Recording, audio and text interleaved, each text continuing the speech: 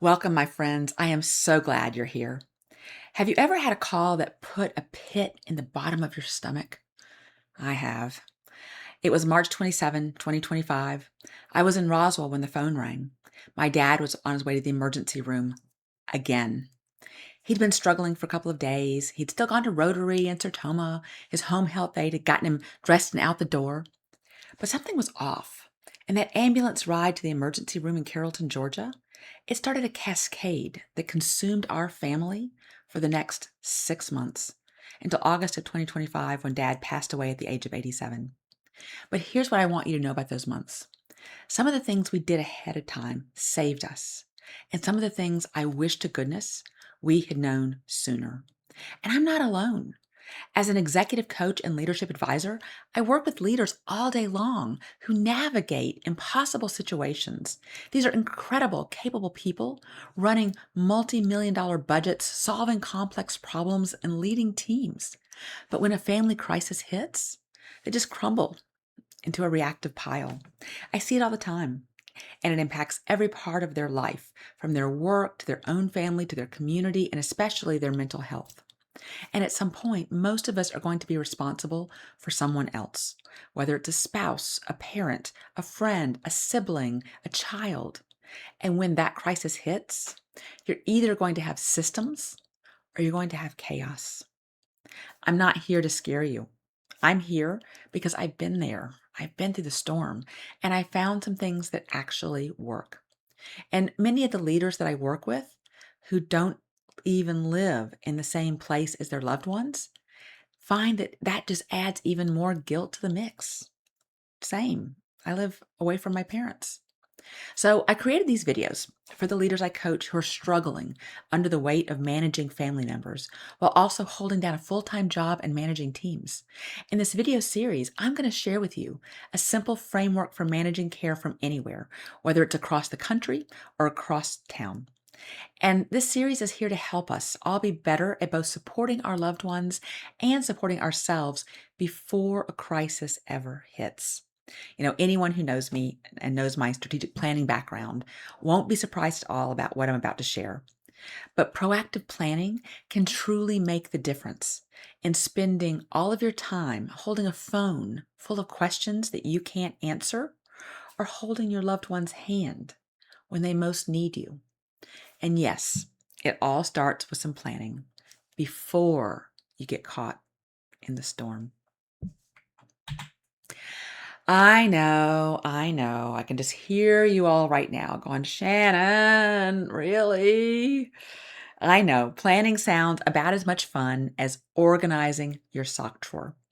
But trust me, your sock drawer has never called you from the ICU at 2 a.m. Picture this. Your phone rings. It's a random Thursday. You haven't slept great. And the voice on the other end says your parent, your spouse, your child is on their way to the emergency room. Here's what I want you to think about right now before we go any further. If that call came in the next 10 minutes, do you know where their insurance card is? Could you name their current medication lists? Do you have passwords for their medical and credit card portals? Could you be able to pay the bills? And if you're looking at me like a deer in headlights right now, it's okay. You're in the right place. You're good. So this first video is about access to information. And I do want to make one point that in all of these videos that we're putting together, I am not supporting any specific product, any specific process, any specific services. I'm giving you some examples to think through and do some of your own research. And all of this comes from my own experience and a little bit of research, of course, because I am a research hound, as you all know. But please make your own choices, do your own research. Don't take my word for it. My things are examples. I'm not here to sell you anything. I'm just here to share what I've learned. Okay, so let's get going. So there's three components we're going to talk about today. The first component is a living medical list, and this is a list with information that is critical to know if anything ever happens, right? I'm talking about your insurance information, your medications, your allergies, your doctors and who they are, maybe some discontinued medications, your medical history, anything that would be helpful for someone to provide care for you. You want to have that available both in a soft copy. I use Excel just as an easy way to do it, but you can use anything, or you could actually just write it all out and then take some pictures of it. But I mean a real up-to-date list, not your memory, right? My mom was a child of the 50s. There are literally 2 antibiotics that she can still take. She's allergic to the rest of them. And for me, in stressful situations, trying to recall, gosh, is she allergic to sulfa or is it sulfites, right? Can be the difference in hives and anaphylaxis or a headache from wine. And trust me, no one wants to give up their wine if they don't have to. So don't rely on your memory. Put it on paper. And you want to leave a hard copy somewhere where the EMTs can find it as well. And we're going to talk about that in a later video. And then scan it into a shared drive, maybe a Google Drive, a OneDrive, iCloud, someone so that anyone can pull it up remotely. Because you never know who's going to be available when that ER calls. It could be anyone in the family. And remember, make that same file for yourself so that your loved ones can support and take care of you in a crisis as well. Okay? So the second thing we're going to talk about is what I call a critical documents file. And here's the thing. You need both the originals and digital scans of all the things that we're going to talk about. Both. I'm talking about wills, power of attorney, social security cards, medical cards, bank account information, birth certificate, military discharge papers, house deeds, car titles, insurance policies, and really important is driver's license, front and back as well. You want to scan all of that and put it into that master shared drive, that Google or that iCloud that we talked about earlier. I learned this from the hard way. I thought signed copies of Dad's will were fine, but the probate court said, not so much, not so much. Apparently, close enough is not really a legal standard. Who knew? We had to have the original, and that took me on an epic, epic journey. If you've ever searched for documents in the home of someone who is afraid to throw away paper, you know exactly what I mean. Picture stacks of folders, newspapers, bank statements, all going back to as far as the 1960s in some cases. Rotary and Sertoma fundraiser information, all of the things my parents were involved with for decades. Everything. My parents kept every piece of paper like it might be called as a witness in court someday. And they had to, right? We didn't have digital access growing up. That wasn't how they grew up. That's a more new thing in this century. So finding that original will was just not gonna happen. Finally, we ended up calling the lawyer who actually created the will, and they were able to write a letter confirming that the will was valid. Thankfully, she was still in practice, and it's a small town, so she could write a letter and say, no, this is good, it's all good. But we don't always have that luxury. So you want to know where those originals are. And in knowing where those originals are, you want to know the originals and also have the digital versions ready too, because a digital power of attorney can get you into a hospital portal or a bank account in a crisis.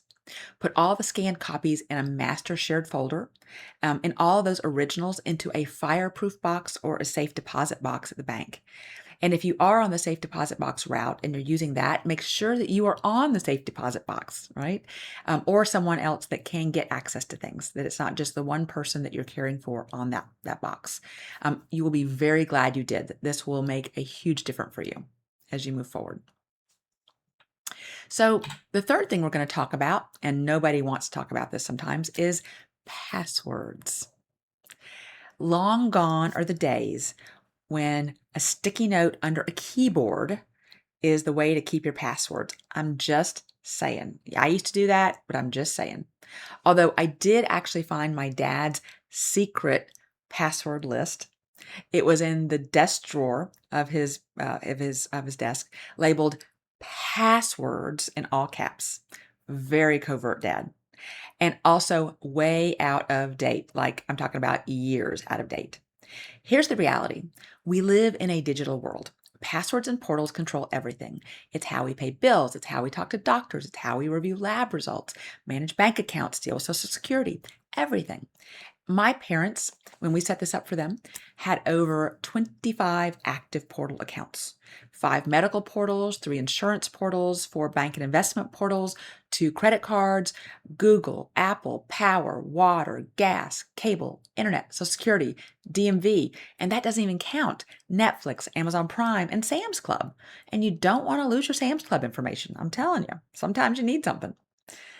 But you will need these access points because having access, as an example, to all 3 of my dad's medical portals meant that I could order food he'd actually eat in the hospital. That meant ice cream at every meal and lots of grits because he did not like anything else for breakfast. Eggs and grits, that's it. You bring him oatmeal, he's like, ugh, no.